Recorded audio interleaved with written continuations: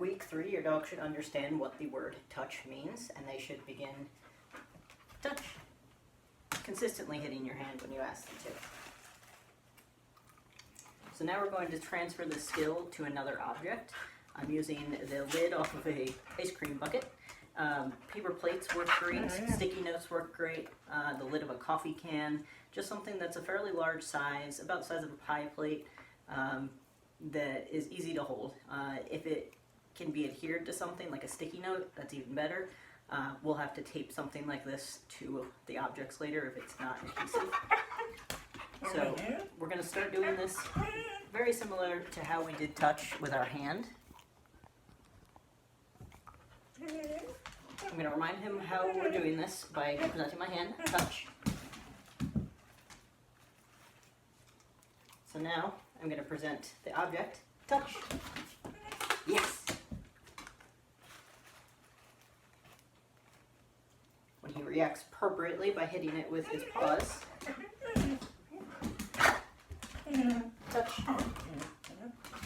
Yes.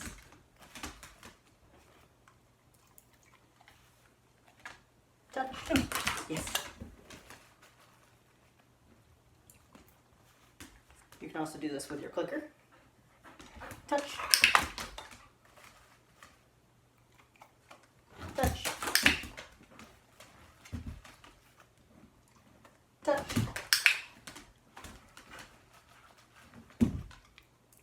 And I'm varying.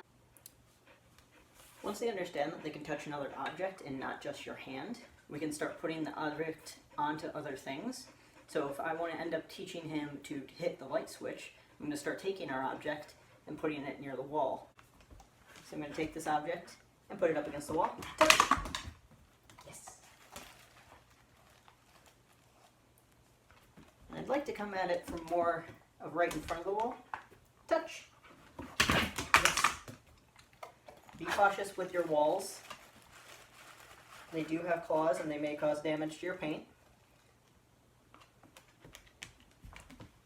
Touch. Yes. So that's why I like using a fairly large object, so that they have a safer radius to hit your wall without actually causing any damage. Touch. Yes.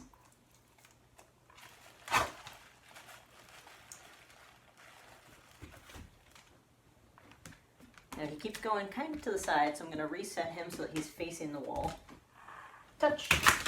Yes. Good boy. If you're going to do this to teach them to close the fridge, I find it easiest to use a pretty big magnet, something that's going to be easy to put onto the fridge once they're ready to transfer the skill. So I'm going to have this magnet in my hand. I'm going to ask DC, touch. Yes.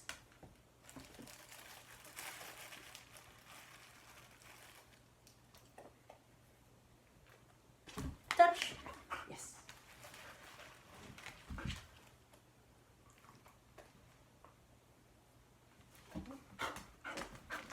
Touch.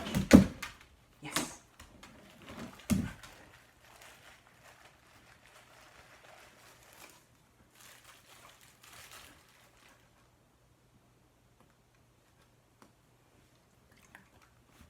Do you see?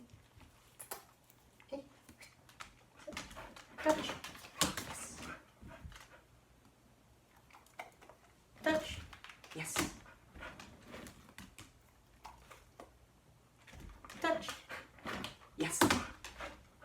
Now see how I'm only rewarding him when he does it with both paws? I think the fridge is heavy enough that he's going to need to push with both of his feet to close it, so I'm not rewarding him for touching it with only one paw. You see? Stand. Come here. Stand. Up. Touch. Yes.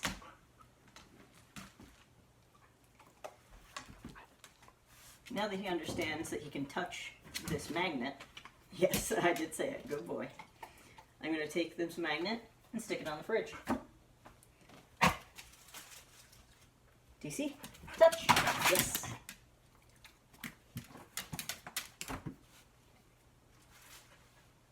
Touch. Yes.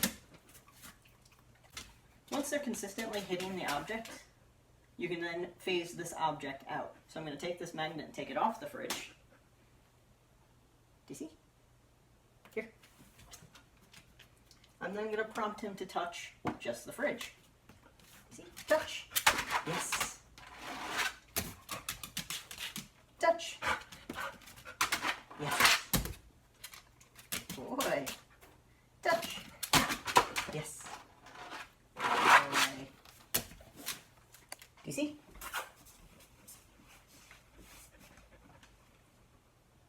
So the same concept can be used to transfer your touch to just about anything.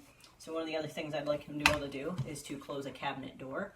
Be aware that the door closing, the sound that makes, may scare your dog. You may want to put something in here to cushion that.